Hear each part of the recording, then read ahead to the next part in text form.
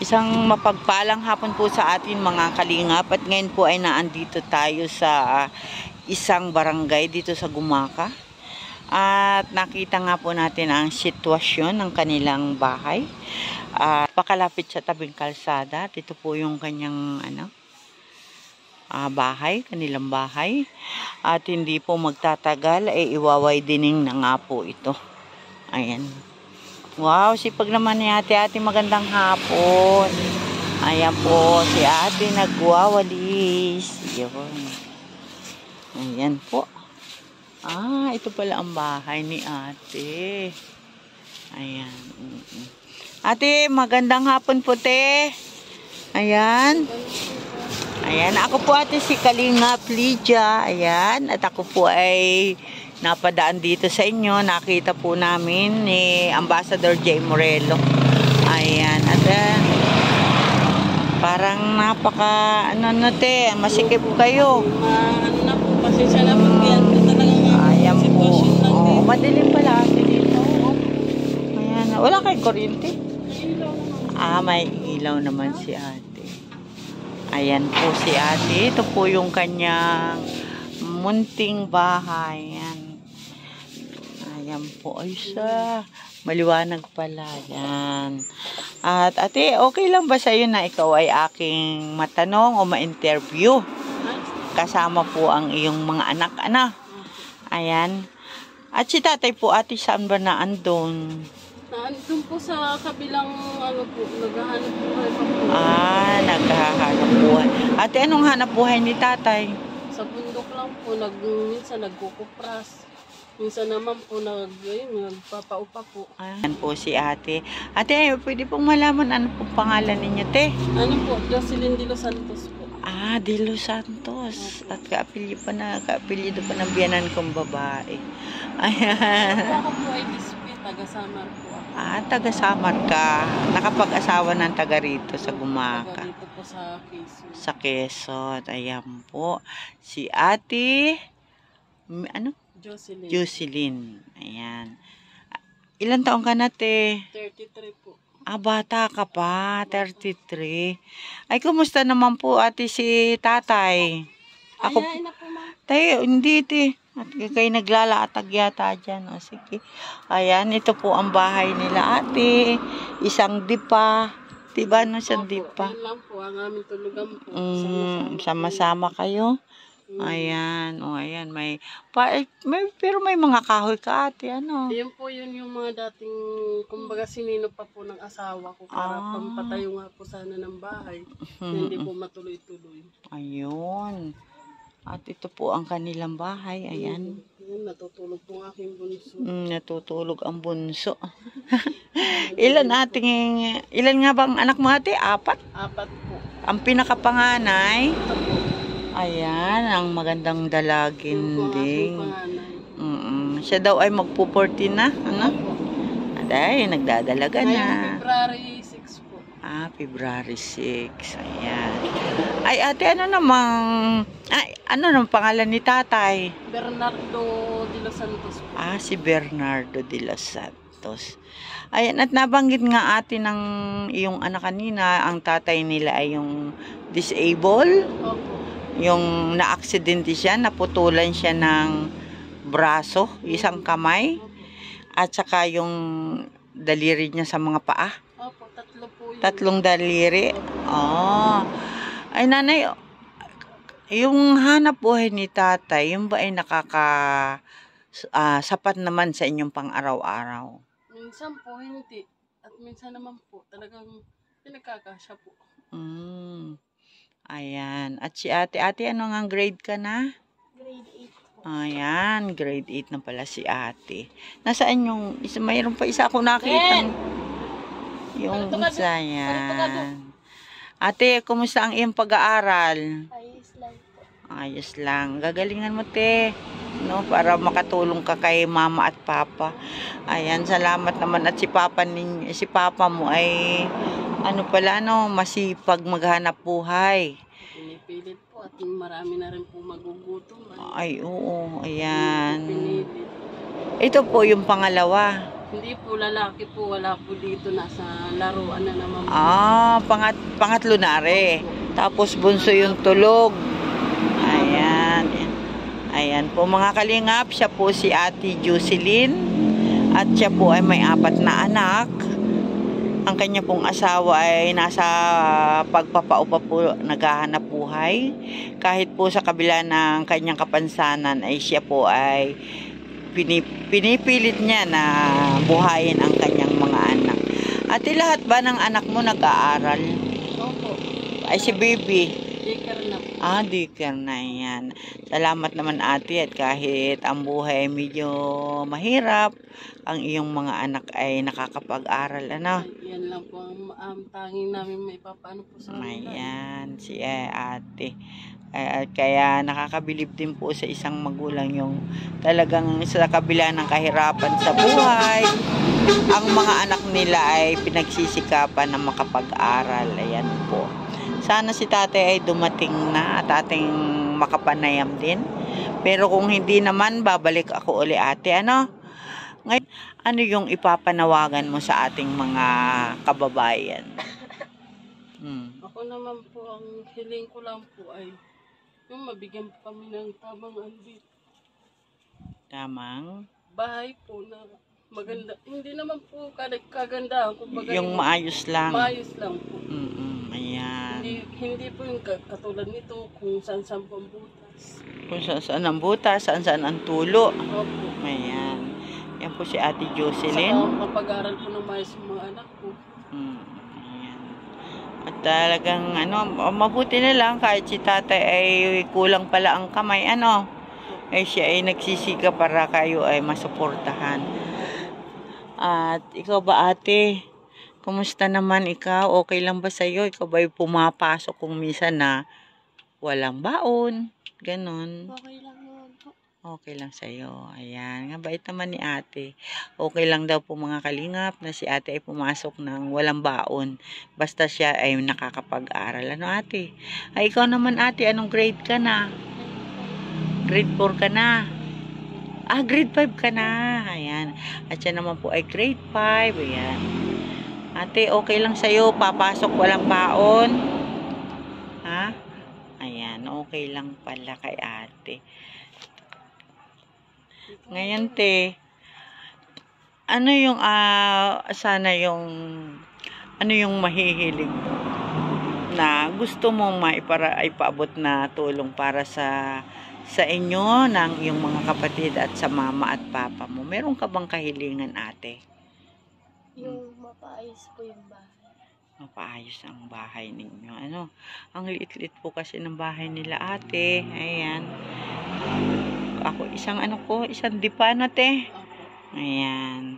Ay ate, ano naman ang iyong hanap buhay?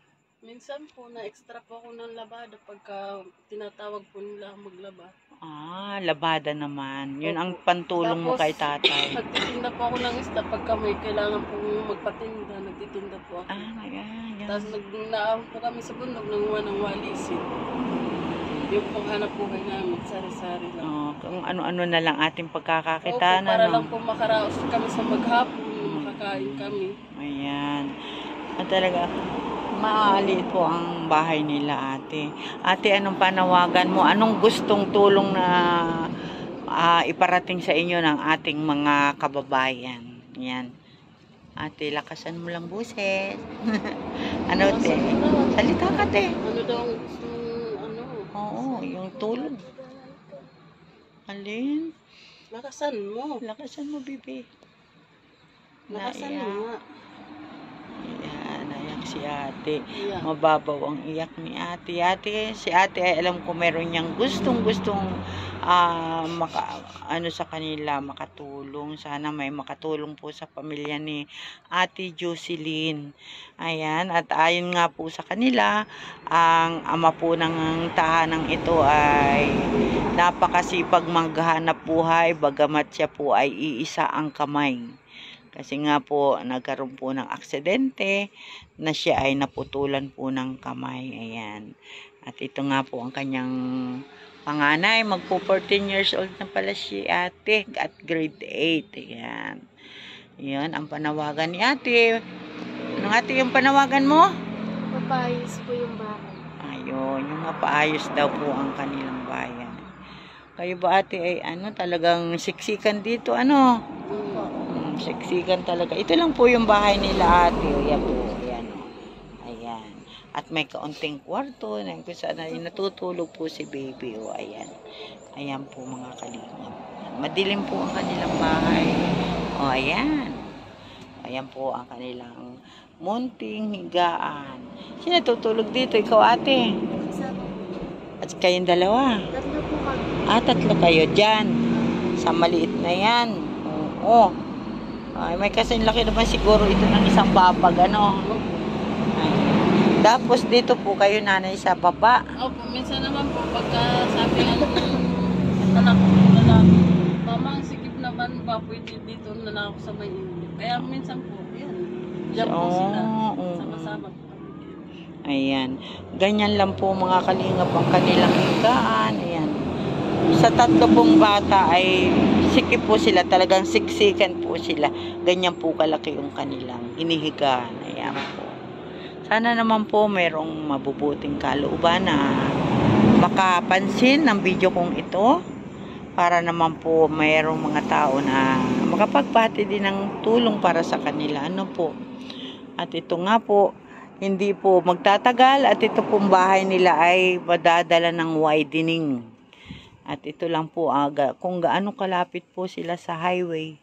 Ayan, highway na po yan. Ayan, mga kalingap, highway na po yan. Ayan, highway. Ayan po. Ganyan po kalapit ang kanilang bahay sa highway. Kaya sila ay dala ng widening. Ate, papaano? Kung walang tutulong sa inyo at biglang nag-ano ng widening, sa kayo ate titira? Dito po, gagawa-gawa po kami ng kubo-kubo dito. Gagawa kayo ng kubo dyan sa likod. Yung mga hindi maaabot ng widening, te? Ayan. Kahit pa naman po, may pag-aanoan pa naman po. Kahit maliit lang. Pag maliit ang lote, pataas. No? Ganon. Ayan po. Andito po sila. At ito po ay lagi naming nadadaanan pag kami po ay papunta sa pag-scout. At isa nga po ito sa napagtuunan namin ng pansin na sabi po sa akin ni Ambassador J. Morillo, ate, kumustahin mo yung pamilyang nakatira dito. Ayan. At ganun nga po, kararating lang ni nanay. At saan ka nanay nang galing? Ba't kayo wala ka Bili din? po ako ng 1 kilong bigas po, pansaing po namin. Ayan. Na ito po sa... Nagbili siya ng 1 kilong bigas. Opo, sa 2 tinapay. Ito naman po pinapabinta po sa aking heater. Kaya po ang aking racket po dito. Ito ay magbibinta. Tapos yan. Kung magkano po ang napagbintahan, yun na po ang anong heater? Yung what? Yung yung heater po na... Sa tubig? Opo. Yung parang kettle, electric kettle, Opo. Ayan. Pinabibinta po sa akin ng pinsan ko. At kailangan din. Opo. Pambigas din po. Ayan, si nanay po. Ay, patingin nga nanay ng iyong bigas na binili. Ayan po. Naku naman. 1 kilo nga. Tsaka 2 tinapay. Ay 4 ang kanyang anak. Bakit? Putol-putol na lang. Ayan po. Hati-hati na lang. Po kasi yung aking bunso ay naghihingi nangihingi po ay. Ayan. Ganito lang po mga kalingap ang kanila kalaking bahay. At yun nga po, sa maliit na lang tulugan na yun, 3 po sila na kay ito. Yun daw pong isa ay nagre-reklamo at masikip. Kaya tatabi na lang kay mama at papa dito sa sa labas ng kanilang higaan. Ayan po. At sana naman po may makapansin ng ating upload video na ito. At sana naman po may mga tao na bukas palad na tumulong sa pamilya ni Ate Jocelyn. Ayan. Lahat na po ng racket ay kanyang ginagawa para lang po may pambili po siya ng 1 kilong bigas. Ayan po. At 2 tinapay. At siya po ay magbibinta pa ng electric kettle at yung pong may-ari ay wala rin pambiling bigas. Kawawa na. Po, kumbaga sa pinagbinta po sa kanila, naawa din po kanina. Oh. Pinili po nila, tapos ngayon, pinapalays po sa akin. Ay, ganun. Ayan, talagang ganun lang buhay, ano. Kanya-kanya na lang ang diskarte, ano, para may pangsaing, ano. Ayan po, at medyo madilim na po, at babalikan na lang natin si tatay kung sakali. Machichimpuhan ko rin yun sa, ate. Ayan, ang kanyang mga anak. Ayan, si ate. Ano ang pangalan mo, ate? Princess Hartley. Hardy. De Los Santos. De Los Santos. At si ate naman, naiyakin si ate. Ay. Ano pangalan mo, te? Si Hart? Clean heart. Clean heart po. Clean Heart? Clean heart. May mga heart sila, ha? Opo, tapos Pa-heart. yung natutulog po ay Cyril heart po. Lahat sila may heart. Ayan. Ay, si kuya, anong yung kaisa-isa mong lalaki? Anong pangalan? Cyrus lang po. Si Cyrus. Dapat lagyan mo din ng heart. Yan. Nagagalit nga po ay. Bakit? Wala daw siyang heart. Hindi po, bakit daw po lalagyan yung lalaki na Ayan. Ayan. Sige po mga kalingap, at andito nga po si ate.